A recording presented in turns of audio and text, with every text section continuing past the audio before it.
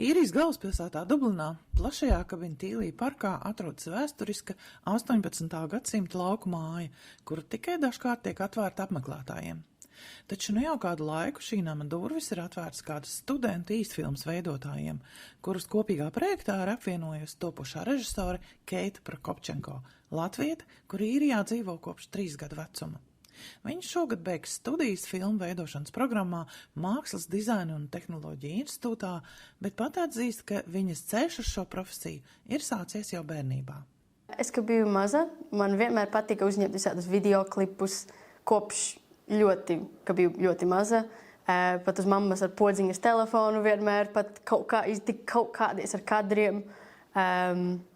Mana māsas meita, Kristiāna, viņai bija 4 gadi. Jaunāka par mani, un es ar viņu parasti filmēju, bet viņa bija mana aktrise. Tā kā es biju vienmēr aiz kameras, es filmēju un visu, viņu korigēju. Bet es biju ļoti kautrīga skolā, un arī kā augu. Bet tad, kad tagad es sāku jau jau augt vairāk, un es sāku uztraukties, es domāju, gribētu būt režisors vai uzņemt filmas, bet es nezinu, vai es tā varēšu. Es nezinu, vai tas, varbūt tas nav priekš manis. Bet tad, es nezinu, tas viss kaut kā, es izaugu no tā, un tad es domāju, es iešu uz augstskolu tieši uzņemt filmas, mācīties, jo es nezinu, kā tikt, kur sākt, man nav paziņas, un tad es gāju uz to kursu. Es iegāju tur, un es nezināju, visi tā kā kameras zināja, es nezināju, es visu filmēju uz telefona, tad es pat nezināju programmas, neko nezināju, es domāju, Dievs, varbūt es neesmu tik labi, man nesanāks.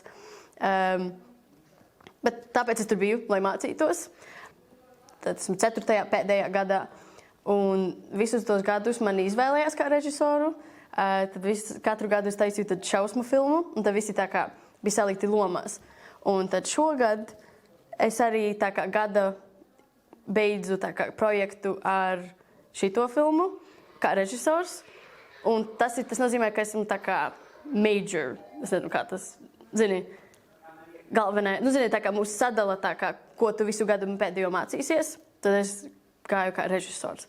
Un man dabūt to, tas bija tā kā, ak, Dievs, es nācu, ka neko nezināju, es biju arī kautrīga, bet tagad es iznācu ar to, ko visi grib, vai arī pat tajā kursā tik grūti. Tā man ļoti tāds, tā kā, ja es pati sevi redzētu, mazā es redzētu sevi tagad, es pat neticētu.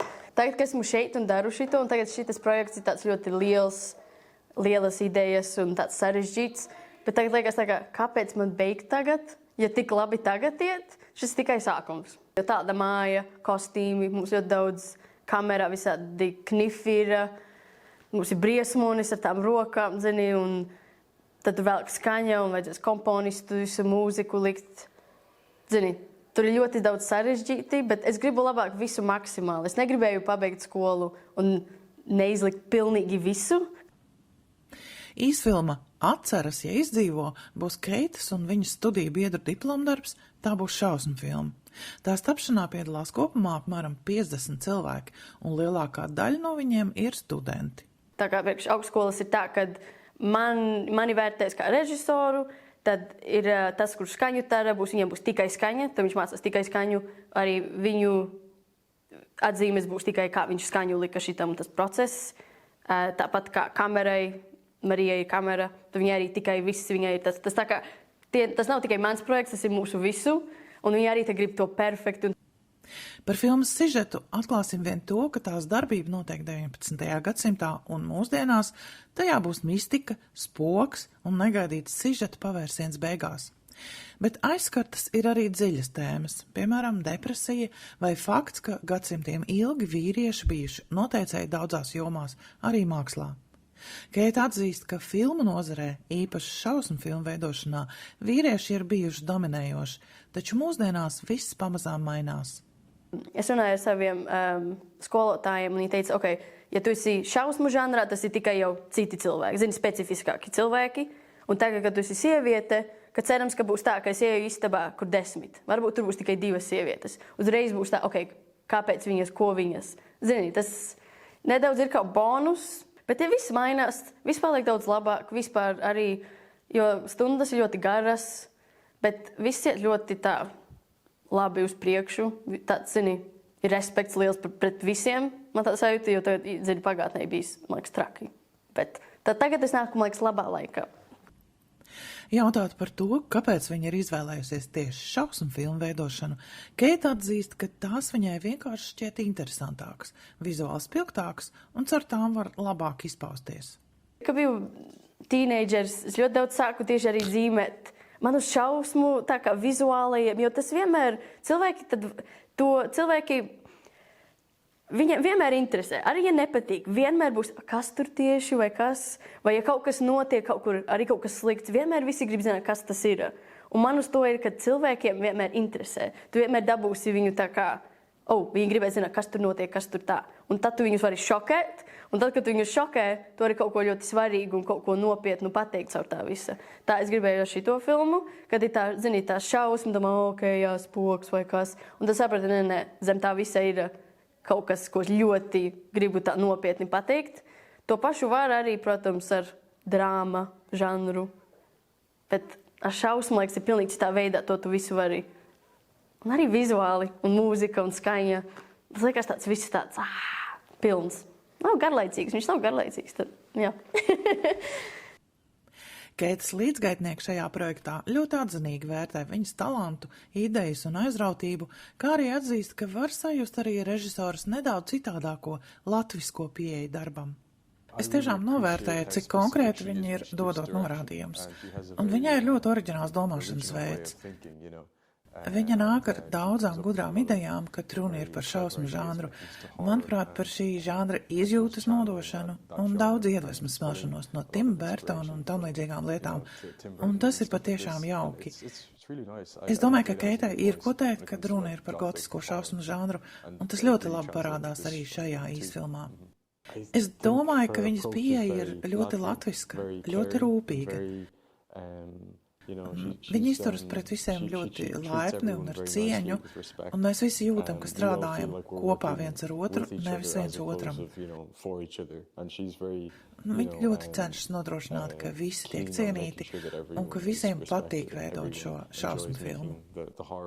Keita ir lieliska. Viņa ir tik izcila, tik talantīga tajā, ko viņa dara. Kā režisora viņa pilnībā ļauj man justies mierīgi. Viņa ir ļoti mierīga, bet tajā pašā laikā viņai ir fantastiskas idejas un viņa ir izcila savā režijā. Viņa zina, ko dara. Un līdz šim šajā projektā ir paveikusi ļoti labu darbu. Un es domāju, ka viņas darbs ir neticams un viņas uzmanība detaļām ir apbrīnojama. Es domāju, ka šis projekts būs absolūti lielisks, pateicoties smagajam darbam un detalizētībai, ko viņi ir ieguldījuši šajā projektā. Es domāju, ka ir lielisks savienot dažādas kultūras. Es domāju, ka vienmēr var atrast kaut ko atšķirīgu, neparastu un iedvesmojošu, kas apvieno dažādas kultūras. Tāpēc, jā, es noteikti domāju, ka viņi ir ienesusi kaut ko ļoti unikālu šajā projektā. Es negribu būt kā īru režisore, noteikti kā latviešu režisore īrijā, jo tas ir svarīgi, jo pagātnē latviešu filmas nav tik lielas, ko citi ārpus zina.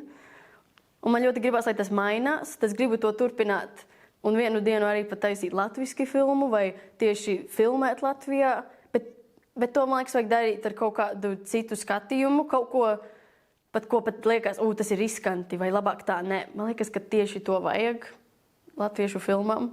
Un man patīk, ka esmu varbūt tieši ārzemēs, jo es tad varu iet tagad kaut turpināt šeit iet, bet es iešu tāpat kā latviete vēl. Mēs neesam tik daudz un tāpēc gribās tā kā iet un pierādīt, redzi, to visu var arī ārpus Latvijas. Jo tas ir svarīgi, un tas ir, ko es ļoti gribu uzturēt. Jā. Runājot par nākotnes plāniem pēc diploma iegūšanas, Keita atzīst, ka viņa ir apdomājusi dažādus darbības virzienus. Un, lai arī pagaidām neko konkrēti nav izlēmusi, viņa uz nākotni raugās ar pozitīvu optimismu.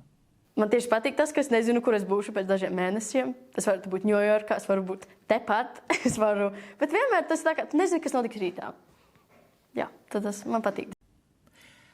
Inguna Mieza un Niklaus Miezes, portāls Baltika Ireland Dublinā.